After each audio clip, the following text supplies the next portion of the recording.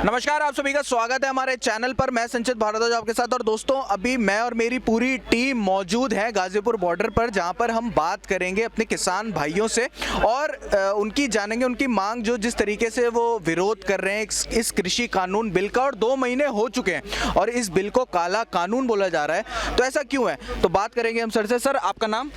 मैं चरणजीत सिंह। तो चरणजीत सिंह जी, मेरा सबसे पहला सवाल आपसे ये है, जिस तरीके से आप लोग विरोध कर रहे हो 2 महीने से और आप इसको काला कानून कह रहे हो, तो क्यों ये काला कानून है और अब इसका विरोध क्यों हो रहा है? देखिए, जो ये कानून जो बना है, इसमें जो भी चीज़ें हैं, ये लोग सोच रहे हैं ना कि खाली किसान के लिए काला कानून है, लेकिन ये गलत है। ये हमारी लड़ाई तो ये 1 महीने की, जब हम अपनी फसल तैयार करेंगे तभी की है। कंज्यूमर की लड़ाई ज़्यादा है। जो कंज्यूमर खाएगा, ऐसे रोज़ खाएगा, उसकी लड़ाई ज़्यादा है। इसके आने के बाद में पूरे देश के अंदर महंगाई जो जब कोई भी चीज़ का स्टॉक करने की जो छूट दे दी जाएगी, तो वो स्टॉक कर लेंगे इस चीज़ों को, तो वो तब निकालेंगे जब इसका रेट बहुत ज़्यादा हो जाएगा। तो जो हमारा छोटा भाई जो कंज्यूमर है, खाएगा, हमें उसकी भी ज़्यादा चिंता है। वो बेचारे इतना महंगा कहाँ से खरीदेंगे कल को जब वो महंगा हो जाएगा। तो हमें कहीं ना कहीं उनकी हम लड़ाई लड़ रहे हैं। लेकिन मैं आपसे यहाँ पर पूछना चाहूँगा, लेकिन सरकार तो ये यहाँ पर आश्वासन दे रही है कि जो किसान है उसकी इनकम डबल होगी और कंज्यूमर को वो सही रेट में मिलेगा। जो अभी रेट उनको महंगे भाव में मिलता है, मतलब अगर आलू किसान से 2 रुपये में खरीदा और कंज्यूमर को वो अगर 50 रुपये में मिले, तो वो चीज़ रेट टू रेट या इतना ज़्यादा मार्जिन रहेगा। इस पर क्या बोलेंगे? देखिए, अभी मंडियों का हाल, जो बिहार के अंदर मंडियों का हाल है, वहाँ पे ये चीज़ पहले से लागू हो चुकी थी। तो मंडियाँ वहाँ पे जो प्राइवेट मंडियाँ वो लाए, सरकारी मंडियाँ ख़त्म कर दी इन्होंने। तो प्राइवेट मंडियाँ जब आई तो पहले तो उन्होंने एकदम से खरीदा ज़्यादा रेट पे, तो उसके बाद में जो है इन्होंने जो उसको अपने हिसाब से शुरू कर दिया, कम रेट पे खरीद के और महंगा बेचना शुरू कर दिया। वहाँ पे आज ये हाल है कि वहाँ का काश्तकार खेती नहीं करता, सारा का सारा या तो दिल्ली में डिलीवरी करता है या जाके पंजाब में डिलीवरी करता है। आप इस चीज़ का रिकॉर्ड वहाँ चेक कर लीजिए, क्योंकि वहाँ पे खेती के लायक उनको छोड़ा ही नहीं लोगों ने। तो यही चीज़ डर रहा किसान जो यहाँ का, हमारे यूपी का या हमारे पंजाब का, हरियाणा का, कि अगर ये कंडीशन वहाँ पे लागू कर दी तो वहाँ का काश्तकार भी जो बर्बाद हो जाए। सरकार तो ये कह रही है कि जो इनकम है वो दोगुना हो जाएगी किसान की। भाई साहब, हमारी जितनी इनकम थी उतनी रहने दो, हमें नहीं चाहिए जो दुगनी इनकम।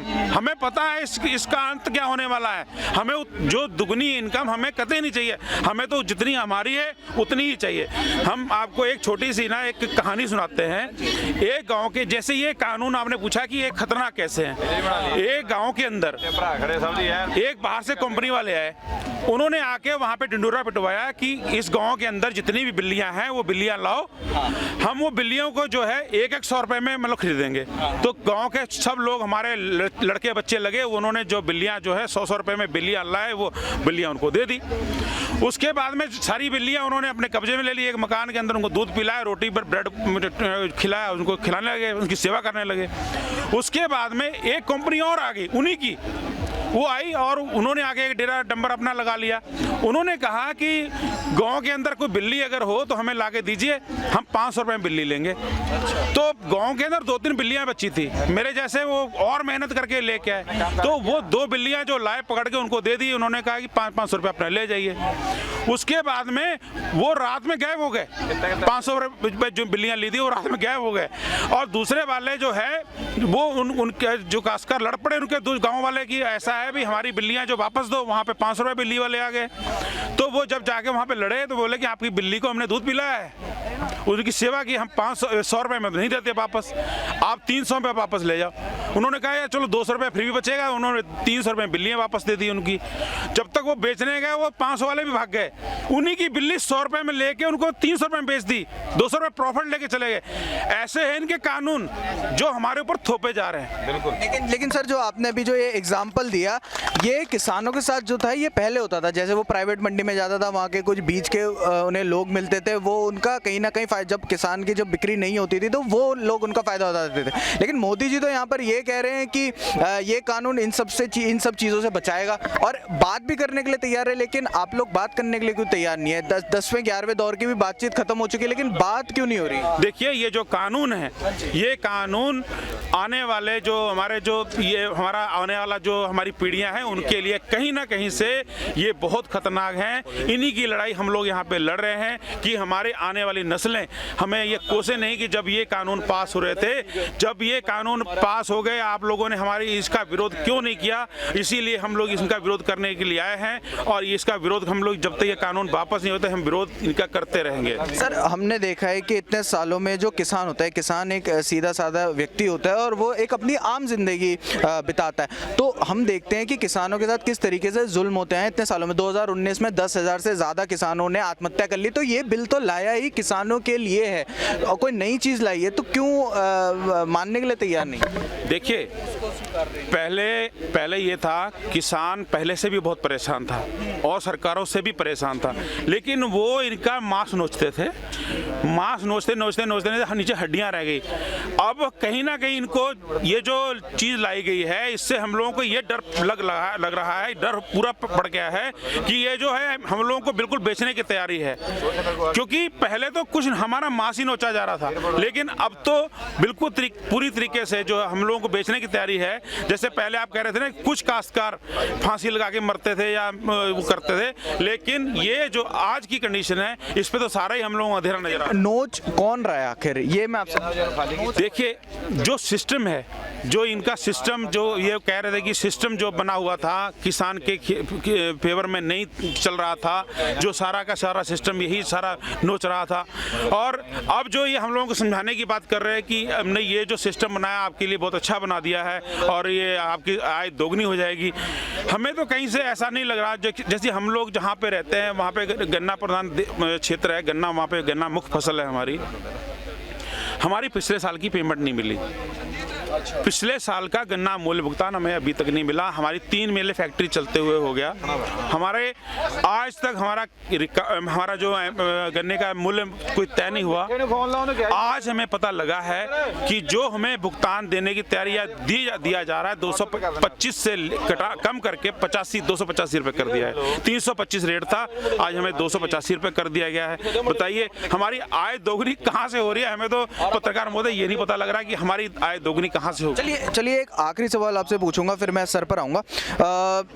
बातचीत से ही जो है हल निकलता है, या आप भी मानते हैं? तो जब सरकार बातचीत करने के लिए आगे आ रही है और इस बिल पर 1.5 साल का होल्ड लगाने के बाद वो ये कह रही है कि किसान और सरकार साथ बैठ के फिर इस पे कोई ना कोई सोल्यूशन निकाला जाएगा, इस बिल को जो गलतियां इसमें होंगी, जो चीजें ठीक नहीं होंगी उसको ठीक करा जाएगा, तो बातचीत क्यों नहीं कर रहे हैं आप? और इस बिल को पूरी तरीके से वापस लेने की जो मांग है वो क्यों हो रही है? तीनों बिलों को वापस क्यों लिया जाए? देखिए, जब हम आपसे कह रहे हैं कि ये चीज़ दवा है, आपको बहुत फ़ायदा करेगी, आप इसको ले लो, और आप कह रहे हैं कि नहीं जी ये दवा मुझे फ़ायदा नहीं करेगी, मुझे चाहिए नहीं ये दवा, तो जब हमें ये चीज़ चाहिए नहीं तो आप हमें ज़बरदस्ती क्यों थोप रहे हो? हमें चाहिए नहीं इस चीज़ बिल का, हमें नहीं चाहिए, तो आप हमारे ऊपर ज़बरदस्ती क्यों थोप रहे हो? तो हमें इस चीज़ से, जब किसान इससे डर रहा है या हमसे भयभीत हैं, तो पहले इस चीज़ को पूरे नीचे से इस चीज़ को हम लोगों को अपने उसमें सहमति लें और पूरी हमें अपने इसमें इस चीज़ की हर एक जो हमारी जथेबंदियाँ हैं उनको सहमति मिल लें, गाँव वाइज जो प्रधान हैं हमारे उन सबको सहमति मिल लेके तो इस चीज़ को लाया जाए, तो इस देखा जाएगा। मैम आपका नाम? मेरा नाम है मधुबाला कश्यप, जिला अध्यक्ष भवानी सेना। तो जो ये बिल, जो कृषि कानून जो बिल आया है, 2 महीने से देख रहे हैं कि किसान भाई जो हमारे हैं वो बॉर्डरों पे बैठे हुए हैं और विरोध कर रहे हैं इस बिल का, और काला कानून कह रहे हैं। क्यों कह रहे हैं, क्या रीज़न है इस बिल का विरोध करने का? रीज़न क्या है? सरकार कह रही है किसानों के लिए ये रीज़न ये है कि अभी तक जो मेहनत कर रहे हैं, 60 दिन हो चुके हैं इन किसानों को यहाँ पर बैठे हुए धरना प्रदर्शन करते हुए, परेशानी, बारिश, दुनिया की तमाम मुसीबतें झेलने के बाद में भी अभी क्या पता ये मतलब बाद में धोखा दे दें। अभी तो सरकार तो ये सरकार जो है वो बात बार करने के लिए तैयार है, और ये पूरा बिल में ही है। धोखा किस बात का? थोड़ा बहुत काम कर रहे हैं और फिर ये आधा ही बीच में छोड़ दें, ना पूरी तरह से दिलासा दें, तो जो काला कानून बना है, अभी बिल पास करने की बात करी है सरकार ने। नहीं, बिल तो पास हो चुका है, राज्यसभा लोकसभा और प्रेसिडेंट ने भी इसे पास कर दिया, एक्ट बन चुका है, लेकिन ये वापस लेने की जो बात है ये क्यों कर रहे हैं? वापस लेने की जो बात है वो क्यों कर रहे हैं? अच्छा, इसके विषय में आप बताइए मैम, आप बताइए। जी, मैं ममता गुप्ता मुरादाबाद से। तो ये जो विरोध हो रहा है ये आखिर क्यों हो रहा है, और इस बिल को वापस करने की जो मांग है वो क्यों कही जा रही है? काला बिल क्यों कहा जा रहा है? क्योंकि किसानों को लगता है कि जो हमारे आने वाली जनरेशन है उसके लिए बिल खतरनाक हो सकता है, क्योंकि किसान को जितनी खेती के बारे में जानकारी है सरकार ने उनसे कोई जानकारी ही नहीं ली। कैसे कैसे खतरा हो सकता है? आप कह रही हैं खतरा है कैसे? जिस चीज़ का कोई मूल्य निर्धारित नहीं होता तो किसान कैसे यकीन करेंगे? 2 महीने हो गए हैं, मतलब आज हो गए हैं शायद। लेकिन सरकार तो आश्वासन दे रही है किसानों को, और क्यों दे रही है? आश्वासन क्यों दे रही है? सरकार को ये बिल वापसी करना चाहिए। वापसी मतलब क्यों करनी चाहिए? जब किसानों से लिया ही नहीं गया है, जैसे कि अभी पूनम पंडित की थोड़ी देर पहले बता रही थी कि घर घर बैठक होती, घर घर नहीं होती तो प्रधानों के द्वारा होती, उनको जानकारी दी जाती, 100 लोगों से नहीं तो 50 लोगों से जानकारी ली जाती, उसके बाद अगर ये बिल बनाए जाते तो किसान विरोधी क्यों करते? तो जो आप रीज़न बता रही हैं विरोध करने का, वो आपके मुताबिक क्या है? कोई बात नहीं। सर, आपका नाम? I am Jarnail Singh ji. अच्छा, और आप कहाँ से आए हैं? मैं लखीमपुर खीरी डिस्ट्रिक्ट संपूर्ण नगर। अच्छा, तो सर जिस तरीके से जो विरोध हो रहा है, ये जो और काला कानून बोला जा रहा है, हमारे जो किसान भाई है, आप जो भाई हैं हमारे किसान, वो यहाँ पर बैठे हुए हैं बॉर्डर पर, तो रीज़न क्या है और कि किस चीज़ का इतना ज़्यादा विरोध कर रहे हैं इस बिल को? सर, ये गवर्नमेंट किसानों का पूरा शोषण कर रही है। किस तरीके से, मतलब क्या? मेहनत करते हैं, हमें उसका मतलब आउटपुट नहीं मिलता है। हमने अभी धान बेचे, वो हमारे किसी ने खरीदे नहीं। हमको कोई एमएसपी जो रेट मोदी जी कह रहे हैं कि किसानों का हम ये एमएसपी बढ़ा देते हैं, बढ़ाया इन्होंने, हर एक फसल में बढ़ाते हैं, पर हमको मिलता नहीं है। हमने अपने 1100 में धान बेचे और 1100 में बेच के हमको उसकी लागत भी नहीं निकली।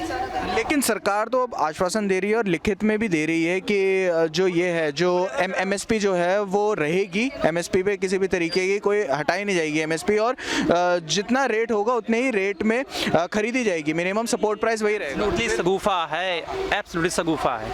इतने साल हो गए सर, हम लोग को कभी मिला ही नहीं, पहले भी नहीं मिला, अब भी नहीं मिल रहा।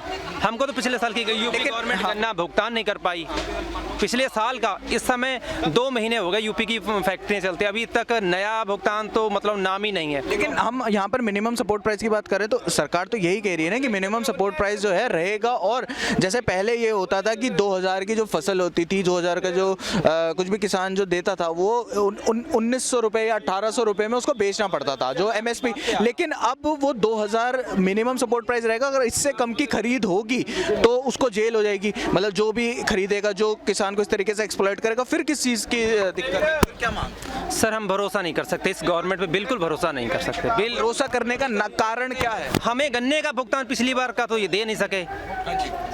हम लोग के डीजल के खर्चे और डीजल का रेट इतना बढ़ गया, हम लोग कैसे सफ़र कर रहे हैं किसान ही जानता है। तो हमारी भावनाओं के साथ ये गवर्नमेंट खेल कर रही है, किसानों की भावनाओं के साथ खेल कर रही है सर। तो सरकार जो है वो आगे आई है, जैसे कि हम आप सब जो है बॉर्डर पर बैठे हैं, हमारे किसान भाई बॉर्डर पर बैठे हैं और कहीं ना कहीं लोग भी साथ हैं, लेकिन बॉर्डर पे बैठना और जब सरकार जब आगे आ रही है और हल निकालने के लिए, बातचीत करने के लिए, 11वें दौर की बातचीत हो चुकी है, फिर भी कोई रिजल्ट नहीं निकला उस चीज़ का, और किसान ये कह रहे हैं कि पूरे बिल को ही वापस लिया जाए। तो पूरे बिल को वापस कैसे लिया जाए, और अगर इसमें कुछ चीज़ें हैं जो ठीक करनी है तो वो चीज़ें क्यों ठीक ना की जाए, बैठ के बात क्यों नहीं हो पा रही? सर, हम बस किसान तो यही चाहता है कि वो तीनों कानून रद्द ही होने चाहिए। तो तीनों कानून रद्द क्यों हो? वही मैं आपसे जानना चाहता हूं, रीज़न क्या है तीनों कानून का रद्द होने का? कॉर्पोरेट जो सेक्टर है वो हम किसान के गले में फंदा डालेगा जी, बाद में एब्सोल्युटली फंदा डालेगा। बस कैसे फंदा फंदा ये कि बाद में वो अपनी मर्जी का रेट हमें देगा, तो ना तो हम अदालत जा सकते हैं, कहीं कोर्ट नहीं जा सकते। वो सरकार ने बोल दिया अगर इस तरीके से एक्सप्लॉइट किया जाएगा तो सरकार ने ये भी बोल दिया कि एसडीएम के पास और इस तरीके के जो कोर्ट हैं उनका भी गठन होगा और कोर्ट में जा सकते हैं किसान। सर किसानों को क्यों ये गवर्नमेंट झमेलों में डालना चाहती है, क्यों? ये तो खिलवाड़ है किसानों के साथ। सर वो तो झमेलों से, सरकार तो ये कह रही है कि झमेलों से निकाल बच्चे नहीं पढ़ाने हैं, हमने अपनी ज़मीन को खेती बाड़ी पे फोकस नहीं करना है, हम अदालतों में जाएंगे, हम एसडीएम के पास जाएंगे। सर क्या ये खिलवाड़ है?